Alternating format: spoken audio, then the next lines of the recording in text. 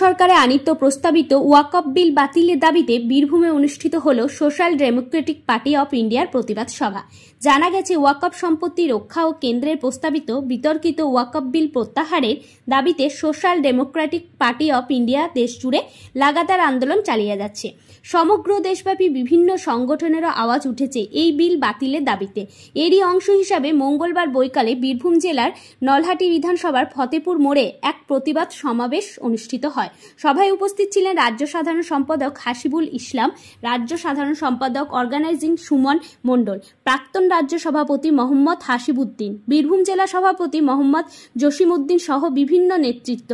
SDPO নেতৃত্বে বক্তব্যে বলেন, ওয়াকফ বিল প্রত্যাহারের দাবিতে দেশজুড়ে আন্দোলন আরও তীব্র করা হবে। জনসাধারণকে আহ্বান জানিয়ে তারা বলেন, যারা আমাদের সম্পদ কেড়ে নিতে চাইছে তাদের রাস্তায় দাঁড়িয়ে জবাব দিতে হবে। সবশেষে নেতৃত্ব সংবাদ মাধ্যমের মুখোমুখি হয়ে কি জানালেন দেখুন। সুতরাং একে যদি আমরা প্রতিরোধ করার যে ভাবনা নিয়ে না আসি, আমরা লড়াই না করি, তাহলে পারে কিন্তু আমরা একে রক্ষা করতে পারবো না। এখানে একটা কথা বলে দিই যে বিভিন্ন রাজনৈতিক দল তারা চালাকি করে অনেক কর্মসূচি চলছে। আজকে আমরা মনে করছি তারা আমাদেরকে বাঁচাবে, কিন্তু আপনারা হিসেব করে দেখুন যে রাম মন্দির আমরা ভেবেছিলাম অনেক তো দল রয়েছে তারা বাঁচাবে, কোন দল বাঁচাতে পেরেছে? বিধানসভা পার্লামেন্টে যায় 5 জন 10 জন লোককে আপনারা পাঠাতে পারেন। আল্লাহর কসম করে বলছি, এইরকম বিল আনার আগে ওরা অন্তত পক্ষে 10 বার ভাববে। এসডিপিআই মজুদ থাকার কারণে 10 বার ভেবে দেখবে। আজকে তারা সেটিং করছে। আজকে আমরা বলতে চাই, এই পশ্চিমবঙ্গে আমাদের ভিক্ষাসিনী আর আপনার ভান্ডার দিয়ে আপনি রাজনীতি করার চেষ্টা করছেন। আপনাকে অনুরোধ করব, মুখ্যমন্ত্রী মমতা ব্যানার্জি, আমাদের এই পশ্চিমবঙ্গে 55,000 কোটি টাকার ওয়াকফ সম্পত্তি আছে। কত বললাম? 55,000 কোটি টাকা। আর আমাদের পশ্চিমবঙ্গে আমরা মুসলিম বসবাস করে 2.5 থেকে 3 কোটি। 2.5 থেকে 3 কোটি। আপনি যদি এটা ভাগ করে দেন, আমি অ্যাকুরেট হিসাব বলছি না, আনুমানিক হিসাব বলছি, প্রায় একটা মানুষ পার হেড পাবে 45 থেকে 50 লাখ টাকা। কত পাবে পার হেড? পার হেড কত? 50 লক্ষ টাকা। একটা বাড়িতে যদি 5 সদস্যের ফ্যামিলি থাকে তাহলে কত পাচ্ছে? 2.5 কোটি টাকা। একটা ফ্যামিলিতে যদি 5 জন। আজকে মূলত এখানে আপনাদের কি কর্মসূচি ছিল?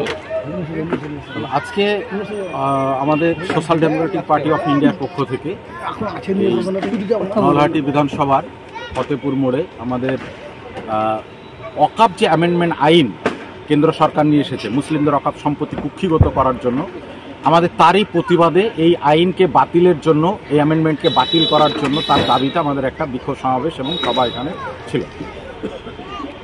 সারা দেশব্যাপী আপনারা আন্দোলন করছেন, মানুষের কেমন ক্ষোভের বহিঃপ্রকাশ দেখছেন? দেখুন, সারা দেশব্যাপী social Democratic party of India রাস্তায় নেমেছে। এর আগে 13 তারিখেও ওয়াকফ অ্যামেন্ডমেন্টের যে কপি, সেই অ্যামেন্ডমেন্টের কপিকে পোড়ানো হয়েছে গোটা দেশব্যাপী। এবং আমরা দেখতে পাচ্ছি, আজ আপনারা বিভিন্ন জায়গায় দেখছেন যে ভারতবর্ষব্যাপী আজকে গোটা ভারতবর্ষে ওয়াকফ সম্পত্তির যে আমরা লোককে নিয়ে এসেছি তাদের ব্যাপক ক্ষোভ, কেন্দ্র সরকারের বিরুদ্ধে ব্যাপক ক্ষোভ।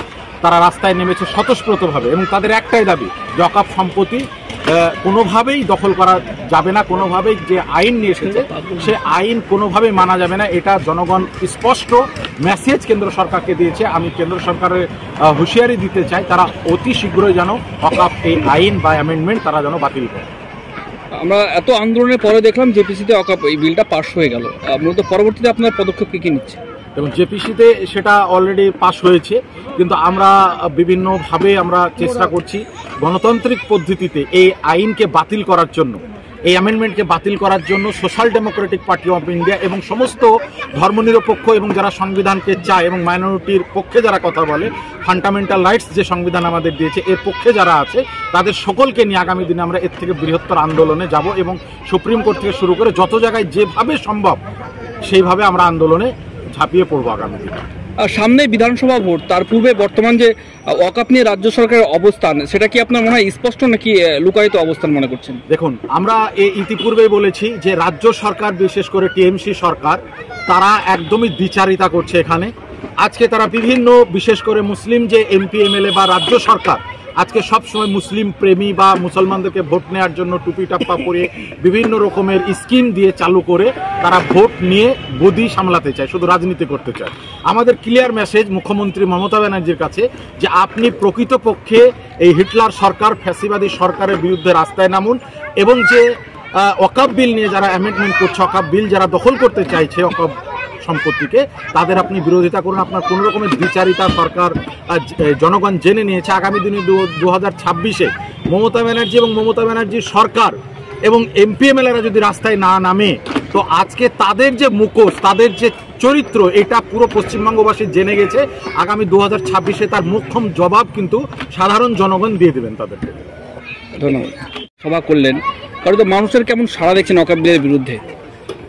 দেখুন, এটা হচ্ছে একটা শরীয়তের বিষয় এবং শরীয়তের প্রতি একটা আবেগ আছে। সেই আবেগ প্রায় সর্বত্রই ঝরে পড়ছে। আমরা এখানে যে সভা করলাম তাতে মানুষের স্বতঃস্ফূর্ত তাদের যে প্রতিবাদী যে মানসিকতা, এটা আমরা লক্ষ্য করছি। এবং আমাদের যে ভাবনা, আগামী দিনে প্রয়োজনে যে আমরা বৃহত্তর সংগ্রাম করব, আন্দোলন করব, সেই আন্দোলনের জন্য আমরা এই সমস্ত মানুষকে পাশে পাবো বলে আমাদের মনে হয়েছে। আগামীতে দলীয়ভাবে কি কর্মসূচি রয়েছে প্রতিবাদ নিয়ে? দলীয়ভাবে পরিস্থিতির উপর বিবেচনা করে আমরা এগোবো। যদি দেখা যায় যে সারা ভারতবর্ষে এসডিপিআই যে প্রতিবাদ করছে, শুধু এসডিপিআই নয়, সারা ভারতবর্ষব্যাপী মুসলিম সম্প্রদায়ের পক্ষ থেকে এবং যারা ধর্মনিরপেক্ষ শক্তি রয়েছে, যারা মানবাধিকার সংগঠনের যারা রয়েছে, তারাও কিন্তু এর প্রতিবাদ করছে বিভিন্নভাবে। তো যার ফলে এই যে সারা ভারতবর্ষে যে প্রতিবাদ চলছে, এরপরেও যদি সরকার সেটাকে জোর করে এটাকে দখল করে এটাকে তারা নিজেদের আওতায় নিয়ে নেয়, তাহলে পরে এসডিপিআই তার পরবর্তী পদক্ষেপ যদি এটাকে আইনে পরিণত হয়ে যায়, যে বিলটা আইনে পরিণত যদি হয়ে যায়, তাহলে পরে আমরা প্রয়োজনে আমরা সুপ্রিম কোর্ট যাব, আমরা আইনের আশ্রয় নিব এবং প্রয়োজনে আমরা সারা ভারতবর্ষব্যাপী আরও বৃহত্তর যে অন্যান্য সংগঠন রয়েছে, আরও বিভিন্ন সবাইকে নিয়ে আমরা যৌথভাবে আন্দোলন করব। দরকার হলে আমি তো মনে করি যে যদি এটাকে তারা জোর করে আইনে পরিণত করে, তাহলে পরে সারা ভারতবর্ষে যে রাস্তা রয়েছে সেটাকে অবরোধ করা, সর্বতভাবে সবাই সম্মিলিতভাবে আমাদের রাস্তায় শুয়ে পড়ি, আমরা সমস্ত চাকা যদি বন্ধ করে দিই, তাহলে পরে এই সরকারের ক্ষমতা নেই যে সেটাকে করে আমরা সেই ধরনের চিন্তা ভাবনা প্রয়োজন আমরা করব। ঠিক আছে, ধন্যবাদ।